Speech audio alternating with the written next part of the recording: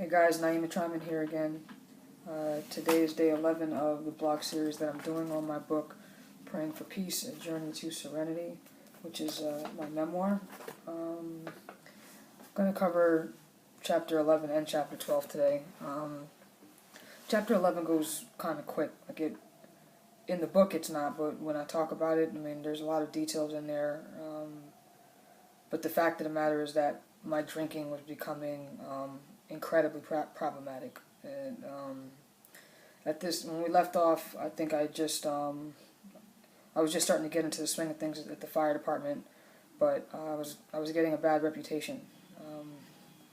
I came in hungover all the time. I smelled like alcohol. I wasn't excited about work, and I loved to drink. I was like itching to get off of work every chance I got so that I could drink. So summer of 2004, I ran through, from the time I got in the fire department in 2002 till about midway through 2004. I don't think I actually had a relationship. I had a lot of quick turnover, a lot of one night stands, and I was a mess. I didn't really care who was in my bed as long as there was somebody in my bed, and my life was pretty sad, quite honestly. From the outside looking in, it was cool. I was drinking, partying all the time, and I was a firefighter, and but inside I was disintegrating. So, in the summer of 2004, I met a girl, and quite honestly, she wasn't really any different than anybody else I had dated. But she had this son that I fell in love with him like overnight. When I met, he was 14 months old, but he was premature. He was behind developmentally. So, he wasn't walking yet. He took his first steps with me. I used to walk him around every day. And within a couple of weeks, they were basically living with me. There were times where they would stay at my house even when I was in the firehouse. And me and her would get drunk together every night. I'd wake up in the morning, sometimes we'd take him to school. Sometimes I would take him to school. I adored him. I spent, a lot of time with them. And he quickly became my son. His name was Shaquan. And the book is actually dedicated to him and the role that he played in my life. He's 10 now, and he'll probably never understand the role that he played in my life. But anyway, we got closer and closer. But my drinking also just started. Every single night, you can't function like that. Like you think you are because your brain tissues are flooded with alcohol, so you think that you're functioning, but you're not. And little by little, people around me were starting to get concerned. And I was kind of getting to that place. So at this point, the girls that I started coaching when they were middle schoolers, and when the year that I took off from school, and the summer before I went to Felician, we're now seniors in high school. Some years had passed by, and these girls had become everything that we hoped that they would become. They became what we intended on creating when we started coaching them in middle school, and they were poised to make a state championship run this year. They started the year off kind of slow, but then they ran off 15 games in a row or something like that. Just in every game they were just knocking people down. And in January of 2005, right in the middle of this great season that they're having, I had a breakdown. I took a former player out for her 21st birthday, somebody that had been like a sister to me for years, and took her out for her 21st, and we got drunk, and I came in and basically picked a fight with my girlfriend and kicked her out. I'm not sure about all the details of it, but the end result was basically you can get out, and she called for someone to come pick her up, and I was like, yeah, but he's staying here, and she wasn't having that, and I went bananas, and she took him, and that was basically the end of our relationship. There was a snowstorm outside. There was nothing. It didn't get physical, but it was. I had been trying to break up with her for a while, but every time I did, she would get upset, and I didn't really want to lose out on Shaquan. I really loved that kid, so I would just kind of backpedal, and this was probably the breaking point that I needed to get to. The next morning, I woke up to my high school coach, Coach Citro, ringing my doorbell, and I couldn't imagine what he wanted, and I went down to open the door. He was like, "Nah, I got to work today, and I got a message from you saying that you wanted to kill yourself, I had called him in a blackout, probably after the fight and totally drunk, and just, but I think I called his work number. So anyway, he'd come and check on me, and that's when we started talking about the fact that he could see that I had a drinking problem, and he was kind of waiting for me to come to it, and that he wanted to help me get help. So we spoke to a guy that we both trusted in the fire department and human resources, and I went away to my first rehab, and it wasn't far. It was like 25, 30 minutes from where I lived, and they had three different rehab units there. They had one for women, one for men, and then they had a pride unit for LGBT folks. So I decided to go into that unit, and at this point, I mean, I'd come out to my mother about a year prior. It wasn't really any big event. It was just kind of like, by the way, I'm gay. I was drunk. It was Valentine's Day. It wasn't. I was kind of at a point where I was so angry at the world. I didn't really care what anybody thought about anything.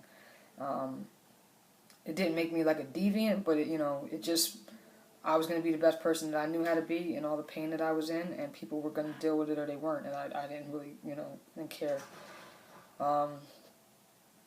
And this was when I came out to my father. When Sunday came, which was visitation, they gave us the option to have a counseling session with anybody that we wanted to. And I was like, oh yeah, bring him in here. I confronted him with some things from my childhood, and because even though I was living in his house, it was living in his house because I could smoke there, I could drink there, I could have company whenever I wanted to. He had the second and third floors of the house, and I was up in the attic on the third floor. He never came up there, and he didn't care what we did. I think he probably had some guilt about the way that we were raised or whatever. But in any event, I lived with him, but I didn't like him. I came in and said hi, I walked out, see you later, and that was kind of it. We never watched movies together or hung out together or cooked together or ate together. I had a lot of disdain for him. It was just easiest for me at that point in my life to live there rent-free as if it was my own place and, with no restrictions. So I confronted him with some things. Well, I started off by, in case you haven't, this place had, like, rainbows all over the place, and, it was, clearly the pride unit, and so, I kind of was like, well, in case you haven't figured it out yet, I'm gay, and, but that ain't the issue. It was almost kind of, almost like spit it at him and threw it to the side. I talked to him a little bit about what I felt the source of my problems were, and my siblings' problems, and that he was at the core of all of it. And he deflected all of it and took no responsibility, and I called him some names and walked out, and that was that. And I think the next day I was discharged because I was messing around with some girl in there who was a heroin addict. I was a mess. They couldn't really catch us, but they suspected, and they discharged me, and they discharged her the same day, and she couldn't go home because she was a heroin addict. And so I said, come home with me. So she came and stayed with me. The first thing I did was went and got my son, and I made her sleep in the other room, so he wouldn't be confused. But me and his mother never really got back together. That girl stayed with me for a week, and I realized that she was stealing checks from my checkbooks and getting somebody to cash them that worked in a bank. So that didn't last long. She was gone, and then it was just me and Kwani. And I went back to work, and when I wasn't out, I went to work for 24 hours. I got off in the morning. I went to go get him. Whether I was drinking or not, I had him with me, like, all the time.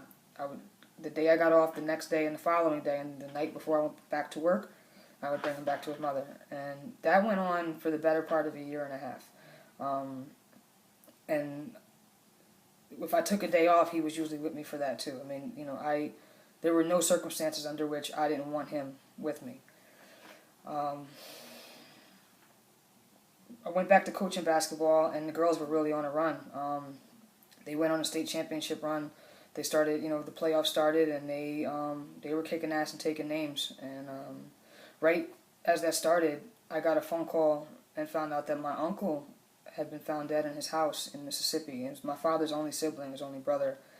And I was the one that had to tell my father, and that was uncomfortable because we didn't like each other. But here, I got to break the news to him that his younger brother, who was like 47 at the time, 51, I believe, 51, but still just really, really young, and they had always had an estranged relationship, so I knew that was hard for him.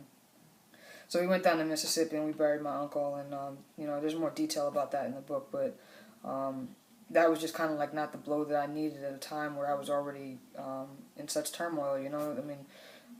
The rehab didn't stick. I was back to drinking within a week or two of leaving rehab, and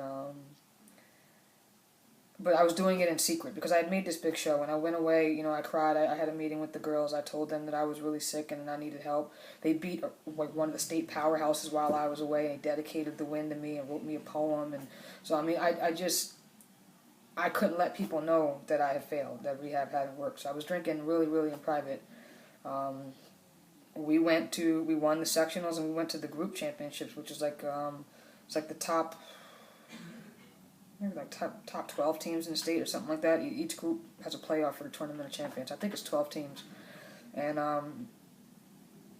we lost that game. It was a nail biter, and it was competitive, and it was heartbreaking, and all the girls got together that night to kind of like lick their wounds and just kind of cry about it or whatever, and I got drunk and then went over there to try and tell one of the girls how proud I was of her, which was, I mean, it was stupid. And when I got to the door, you know, two of the girls came outside, and they could see it on me without even talking to me, and they just went, "You're drunk."